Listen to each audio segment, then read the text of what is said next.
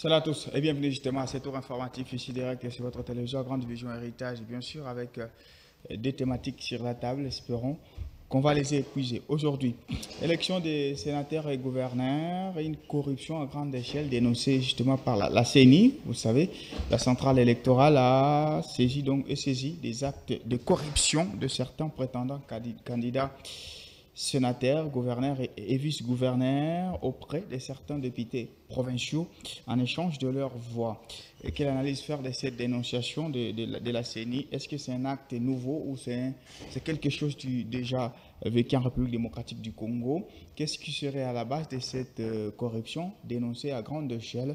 Et c'est le mode d'élection. Il faut vous rappeler que les sénateurs ainsi que les gouverneurs ou vice-gouverneurs sont élus par les grands électeurs, donc les députés provinciaux. Et puis nous allons nous interroger toujours dans le cas des élections de gouverneurs et vice-gouverneurs, les députés provinciaux qui sont souvent rappelés à Kinshasa pour un mot d'ordre du parti. Est-ce c'est le parti qui vote ou c'est finalement un député provincial qui décide? Kinshasa est-il en train de décider de tout par rapport aux provinces? Ce sont les questions que nous allons tenter de relever au cours de ces numéros d'ici direct. Mesdames et messieurs, vous avez le programme. Nous avons le micro. Bienvenue.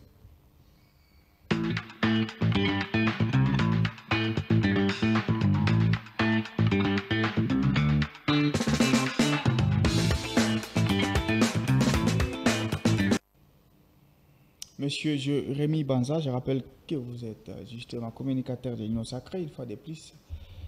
Bonjour et bienvenue. Merci beaucoup, monsieur Sefou. Peut-être un nouvel élan. Nouvel élan. Vous avez parlé de... Vous avez dit Union Sacrée. Alors, ce sera transhumé directement. Alors, merci beaucoup pour cet honneur de m'inviter sur ces plateaux par les questions de la République. Ouais. Et je m'en vais aussi saluer tous nos compatriotes, tous les téléspectateurs de ces grands magazines ici direct qui nous suivent à ces nets moments. Allez, on va commencer avec vous par cette actualité, élection de gouverneurs ainsi que de sénateurs en République démocratique du Congo. Une vraie corruption à grande échelle dénoncée déjà par la Commission électorale nationale indépendante qui dit avoir été saisie par des cas de corruption de députés, sénateurs ainsi que des gouverneurs, vice-gouverneurs, des candidats gouverneurs, vice-gouverneurs ainsi que des sénateurs auprès justement des députés provinciaux. Est-ce que ces actes de corruption tels que dénoncés par la CENI sont-ils nouveaux ou bien c'est quelque chose qui est d'habituel en République démocratique du Congo? Merci, c'est fou. C'est en tout cas une thématique très intéressante. Déjà qu'il faudra que le peuple congolais ait au moins en tête ce qui se passe, des élus qui, eux, ont élu, permettez cette tautologie, des actes malheureusement qu'ils sont en train de commettre. Et moi particulièrement, je suis resté sous ma soif. Pourquoi? Parce que j'aimerais beaucoup que la CENI soit à même de dénoncer, de citer nommément toutes ces personnes impliquées dans ces actes de détournement. Mais malheureusement, la CENI s'est arrêtée. Juste, c'est vrai que la CENI n'est pas une instance judiciaire qui doit condamner. Mais je crois qu'à ce niveau, à ce stade où nous sommes, parce qu'il y a la question cruciale aujourd'hui qui est celle de la qualité des personnes qui sont impliquées même dans ce que nous appelons corruption aujourd'hui. Il s'agit de personnes notamment qu'on appelle le représentant des peuples. Vous voyez? Et donc, c'est que ça sous-entend. Quand on voit un représentant de peuple tomber dans la corruption, ça n'a aucun sens. C'est vrai, quand on essaie d'interroger l'histoire de la République démocratique du Congo, on se rend compte que c'est un phénomène, comme qui dirait, c'était les poissons avec l'eau. Mais, s'il vous plaît, à ce stade où nous sommes, je veux revenir sur la question du fait que la CENI a dénoncé, mais n'a pas cité. Parce que c'est vrai, peut-être la CENI n'est pas une instance judiciaire et aussi de ne pas avoir toutes les représailles qu'elle a eues lorsqu'elle a invalidé certains candidats. Peut-être elle s'est limitée par là. Mais aussi, déjà, entre parenthèses, ça vaut déjà dénonciation dont les instances judiciaires compétentes doivent se saisir. Je ne sais pas si jusqu'à ces jours, une instance judiciaire s'est déjà saisie, non, ou bien on laisse la politique submerger la justice. Alors, je tente de revenir. Quand on essaie d'interroger la politique congolaise, on se rend compte que depuis, je vais commencer à situer les cas ici à partir de 2006, de l'entrée en vigueur de cette constitution qui nous régit jusqu'aujourd'hui, qui a consacré l'élection de gouverneurs, vice-gouverneurs et sénateurs au suffrage indirect. Et à partir de 2006, c'est vrai que c'était un peu timide. Quand on regarde même ceux qui sont devenus gouverneurs, on se rend compte qu'il y avait beaucoup plus les critères objectifs, c'est-à-dire les personnes n'étaient pas beaucoup plus ancrées par le fait que s'il veut devenir gouverneur ou sénateur ou vice-gouverneur, je peux lui demander, je peux lui faire monnayer ma voix. Cela n'existait pas, pratiquement, vous voyez. Mais aujourd'hui, c'est un constat sur toute l'étendue de la République démocratique du Congo, malheureusement. Pourquoi? Parce qu'aujourd'hui, on s'est dit maintenant, ou c'est politique, ou nous les politiques, parce qu'il faut le dire ainsi, parce que je le suis aussi, de penser que le fait d'être gouverneur, d'être vice-gouverneur ou sénateur, tellement que dans cette compétition, qu'est-ce qu'on cherche? La voie facile, c'est corrompre. Et c'est ce qui s'est fait malheureusement, et c'est déplorable. Qu'est-ce qui sera à la base justement de ça? Est-ce que c'est le mode d'élection qui est biaisé, qui favorise justement cette corruption-là? Il faut rappeler, c'est pas les grands électeurs, vous l'avez dit, ce sont les députés provinciaux qui élisent justement les gouverneurs, les vice-gouverneurs ou bien les sénateurs qui vont représenter au finish le peuple. Est-ce que c'est ce mode-là qui n'est pas adéquat ou il y a quelque chose dans ces processus à décourager?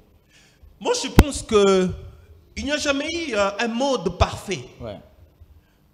Mais c'est à nous, les politiques, de mettre de la moralité dans tout ce qui est comme mode pour parvenir à un poste X ou Y. Parce qu'aujourd'hui déjà, si on veut stigmatiser, on veut dire, mettre sous la table, écoutez, les modes d'élection, notamment à l'élection indirecte, n'est pas un bon mode changeant. Mais, attendez, s'il vous plaît, même dans le mode direct où le peuple participe, nous avons vu ce qui s'est passé le jour des élections ou pendant la campagne, même le jour des élections du 20 décembre passé. Nous avons vu ce qui s'est passé. Même là, il y a eu de corruption. Vous avez vu comment est-ce que certains, c'était même flagrant. Aujourd'hui, il y a même certains coins où on a annulé, invalidé certains candidats. Pourquoi? Parce qu'ils sont tombés dans la corruption. Est-ce que c'est le mode qui est mauvais? Non, moi je ne pense pas que c'est le mode qui est mauvais. Plutôt ce sont les personnes. C'est vrai qu'au cours de cette législature, il y aura des tentatives de changer ces modes pour que le gouverneur, le vice-gouverneur, pour les deux cas, soit qu'émane par exemple de la volonté du chef de l'État, notamment nommé par une ordonnance.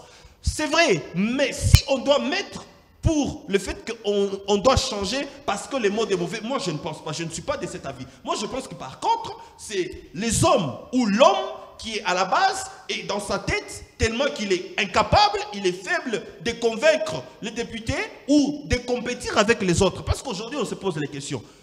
La CENI, j'ai vu son communiqué, il n'a pas dit tous les candidats, il dit certains.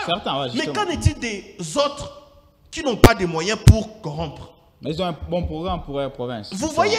Et donc, ça fait déjà qu'il y a la subjectivité. Et là, par voie des conséquences, on aura des gouverneurs, vice-gouverneurs, sénateurs qui ne seront pas dans la redevabilité. Parce qu'aujourd'hui, d'ailleurs, lorsque j'entends parler de la corruption de députés, que ce soit provinciaux, nationaux, mais je me dis, mais vous vous moquez de qui? Parce que celui qui vous corrompt, il doit être celui que vous devez exercer votre mission, notamment les contrôler. Est-ce que allez-vous encore exercer objectivement les contrôles parlementaires? Donc ce sont des questions, je pense que s'ils sont vraiment des hommes qui ont les pieds sur cette terre, ils vont réfléchir trop fort. Maintenant, vous avez dit que vous n'êtes pas de l'avis qu'on change la manière d'accéder au gouvernorat des provinces en République démocratique du Congo, sénatorial et tout. Est-ce que vous ne voyez pas, par exemple, pour ce qui est des gouverneurs, que ceux-ci, une fois élus, ils deviennent plus redevables à l'Assemblée provinciale qu'au peuple?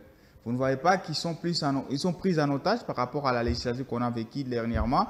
C'est plus qu'ils doivent beaucoup plus aux députés provinciaux qu'au peuple congolais. Est-ce qu'il n'y a pas une sorte d'otage entre les deux entités? Moi, je pense que cette forme d'otage, cette espèce d'otage, vient par le fait que le député, les grands électeurs, subissent la pression, des autorités morales, si je peux le dire ainsi, pour la compréhensibilité de ceux qui nous suivent. C'est-à-dire, du moment où ils subissent ces pressions, on leur indique exactement le choix de porter les choix ou de lire tel, pas tel autre. Ça fait que lorsque eux, ils vont venir, parce que déjà, ça se comprend. Déjà que le gouverneur est élu avant l'élection. Que voulez-vous? Ça va faire à ce que, quand même il sera élu, et il a aussi il a monnayé son élection, ça va faire qu'il ne sera jamais redevable au peuple. Il va être redevable aux députés, il va se moquer des députés. Vous voyez? Pourquoi? Parce qu'il va peut-être même le rappeler. Écoutez, je vous ai corrompu pour que vous puissiez me élire. Vous devez peut-être élire quelqu'un d'autre, mais vous m'avez élu parce que je vous ai donné l'argent. Et c'est une bassesse dans la politique.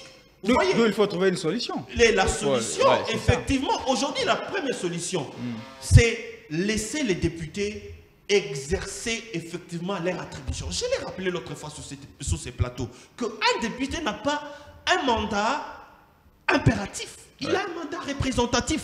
C'est-à-dire qu'il est appelé à représenter la population et non pas les camps politiques.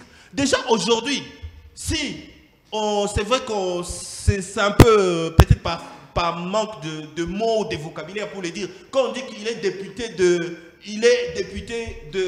c'est pas de X parti ou Y parti politique, je ne pense pas que c'est vraiment ce qu'il faut. Par contre, ce qu'il faut dire, il est député soit au niveau provincial, soit au niveau national, c'est-à-dire il représente, par exemple, toute la province du Haut-Katanga.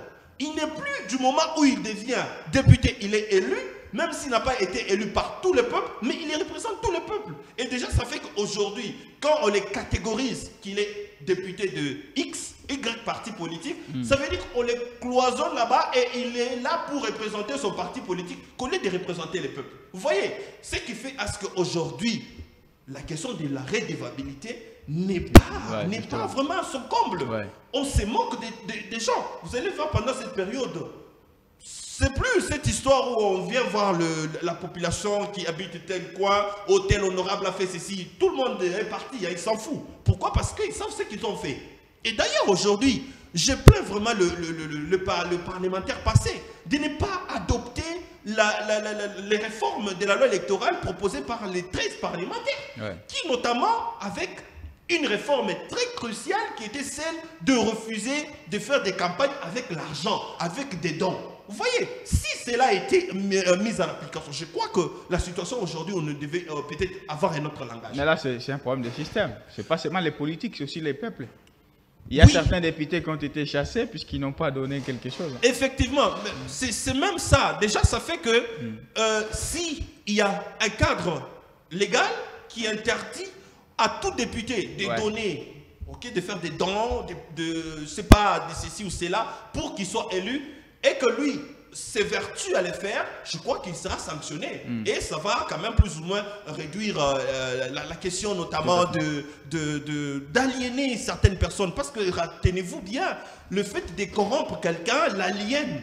Et le fait que il ne peut que dire oui et tout, et sans pour autant avoir un autre sens de réflexion. Voilà. On va prendre l'autre thématique. Justement, on est toujours avec M. Jérémy Banza, qui est communicateur du parti Nouvel Élan. On garde l'élection de gouverneur et on a suivi tous certains députés provinciaux rappelés à Kinshasa. On va parler de la province dont on maîtrise, le Haut-Katanga par exemple, avec le député de l'IDPS ainsi que des RDF, de Jacques Kabula Katoué, rappelés à Kinshasa tous pour un mot d'ordre.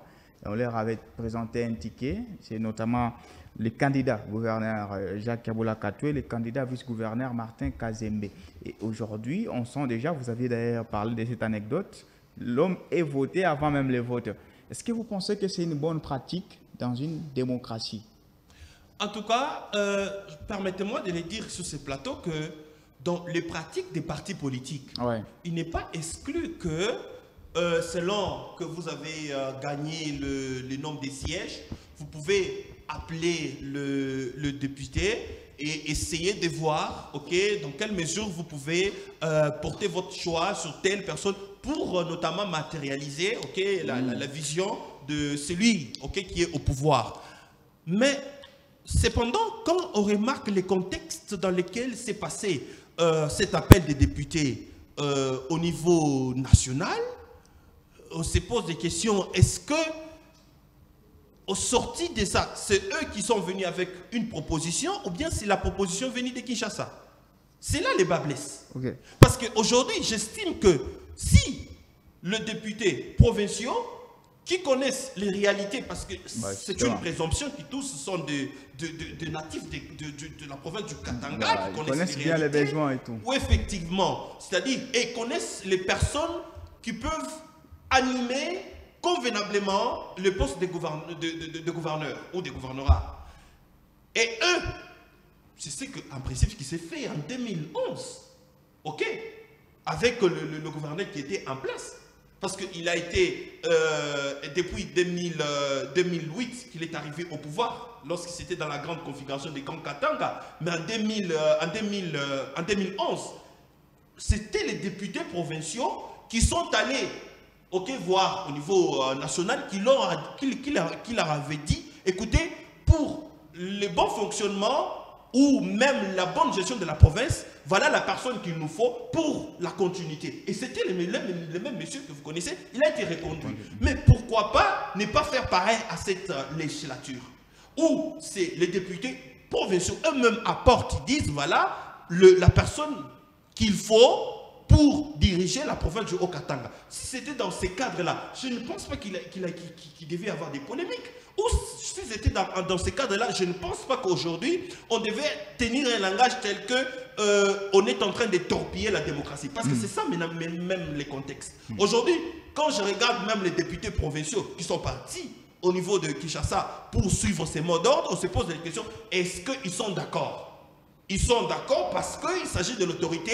Est-ce que vous envisagez un scénario où un député, par exemple l'UDPS, qui déciderait d'aller à l'encontre d'un mot d'ordre? C'est possible aujourd'hui. Vous êtes politique, vous connaissez comment ces rouages fonctionnent.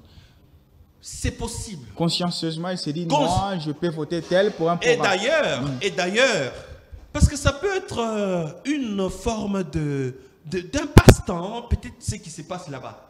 Au vu de l'ampleur dont prend cette question, où le peuple présente le bilan, parce que c'est sur base d'un bilan, c'est sur base des résultats que quelqu'un nous a présentés, a fait pendant un certain temps, c'est sur base de ça qu'on essaie de les juger, l'évaluer et éventuellement les mettre à côté et mettre quelqu'un d'autre, ou soit les reconduire. Du moment où il y a des preuves très évidente, permettez que je puisse utiliser cette hyperbole, qui montre que la personne qu'on veut reconduire, proposer, en tout cas, dans la majeure partie, nous n'avons pas senti. Là, vous parlez de M. Jacques Aboula. Effectivement, parce que les deux, ils ont quand même une particularité, c'est qu'ils sont en gestion. Donc, ils ont un bilan. L'un du côté de la mairie, l'autre au gouvernorat. Est-ce qu'aujourd'hui, ils ont un bilan positif pour qu'ils puissent encore prendre les 5 prochaines années? Je pense que ces personnes-là, ou ces personnalités, je les respecte beaucoup, mais quant à ce qui concerne la gestion de la province du Haut-Katanga, de la ville de Lubumbashi, en tout cas, ils sont à côté. Si nous devons parler de la bonne gestion de la province du Haut-Katanga et de la ville de Lubumbashi, en tout cas, leurs noms ne doivent pas figurer sur la liste. Peut-être ils doivent s'occuper d'autres pour s'entraîner encore et apprendre encore la science de gestion des affaires de l'État.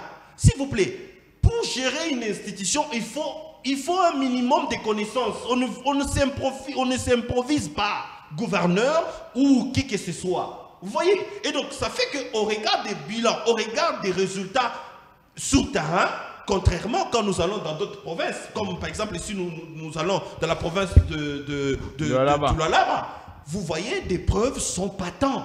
Ok, et on s'est dit, mais pourquoi pas ne pas reconduire cette dame?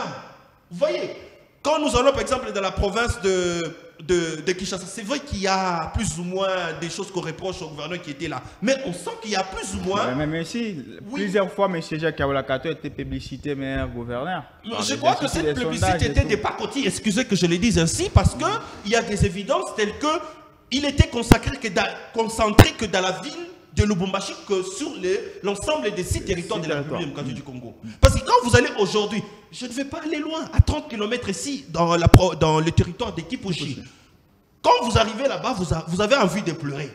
Et pourtant, c'est un territoire qui a deux entreprises minières, et ce territoire bénéficie de redevances minières. On en fait quoi avec ces redevances minières?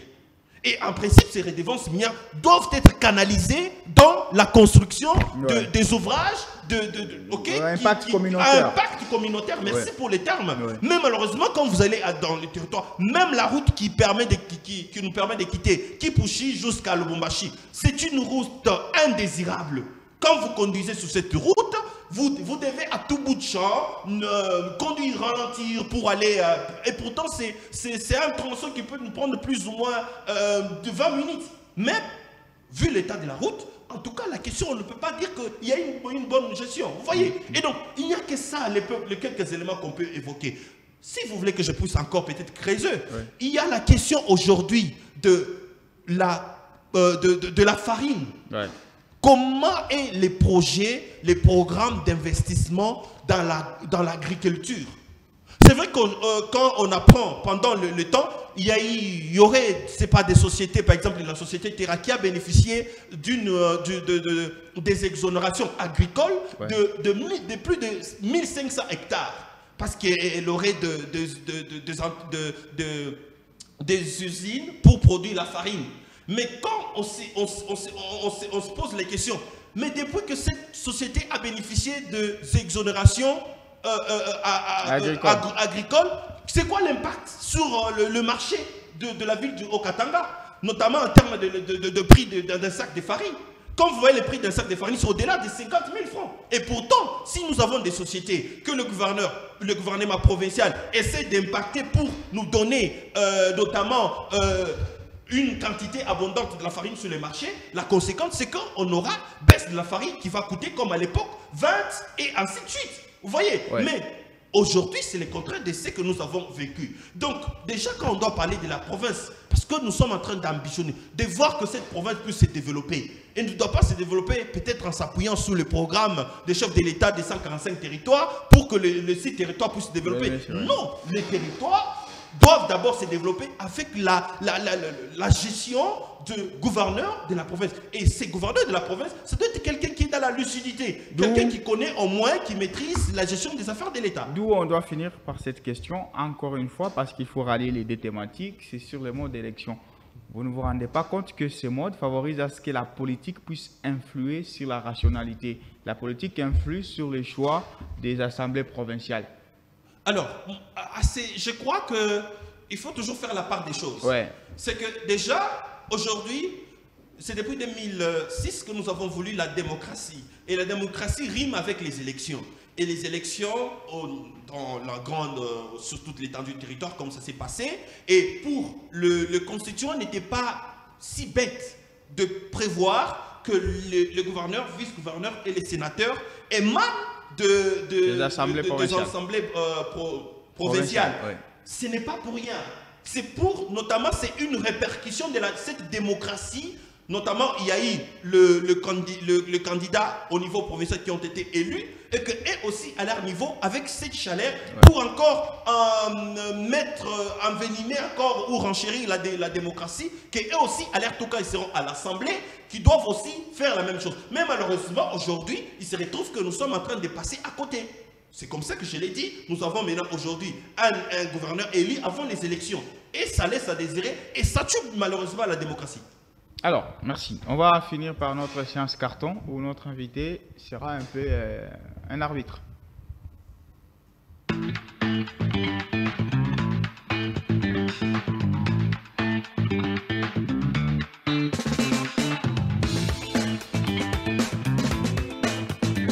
Allez, Monsieur Jérémy Banza, votre carton d'aujourd'hui, vous l'adressez à qui et il est de quelle couleur? Alors, je vais prendre aujourd'hui les cartons. Permettez toujours de me rappeler, je sais, il s'agit de l'avertissement ou de... Les verts, c'est positif, les jaunes, l'avertissement, et les rouges, c'est une sanction négative. Merci beaucoup. Je vais adresser principalement ces cartons avertissement. Les jaunes. Les jaunes. Ok. Je prends les jaunes. Merci beaucoup.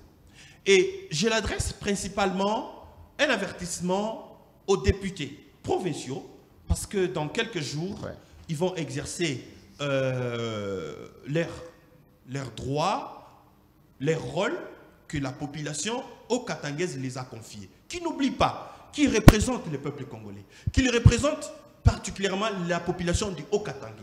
Et cette population a des attentes. Cette population veut bien que, notamment en termes de défis sécuritaires dans la ville-province du Haut-Katanga, soit assurée. Et ça nécessite une personne qui a la clairvoyance. La population du Haut-Katanga a besoin d'une personne qui sera à même de s'investir dans des projets à long terme pour permettre que la province du Haut-Katanga n'ait pas de problème en termes de farine, manque de farine. Parce que c'est l'aliment de base, il ne faut pas nous leurrer ici. Aujourd'hui, un avertissement à ces députés de ne pas passer à côté de l'objectif et de rester lucide. Ce sera, je le rappelle, ce sera une élection où ils vont aller seuls dans l'urne, personne ne saura ce qu'ils vont... Chacun ou chacune d'elles fera dans l'urne. Donc, qu'ils restent lucides et qu'ils nous choisissent, qu'ils puissent élire quelqu'un qui réponde véritablement aux attentes pour le développement de la province du Haut-Katanga et que celle-ci puisse encore entamer toute la République démocratique du Congo. Merci à vous, monsieur Jérémy Banza. Je rappelle que vous êtes communicateur du Parti Nouvel est là. Merci, de votre présence. Merci à vous de nous avoir suivis de partout. C'est la fin de ce numéro d'ICIDEA qui revient déjà ce mercredi avec d'autres invités, chroniqueurs politiques, mais aussi d'autres thématiques. Dans 5 minutes, ma montre faisant foi, vous allez suivre la grande édition du journal. Il sera 19h à Kinshasa. Comme d'habitude, ce programme annonce le début d'un autre. C'est ça, Héritage. Au revoir.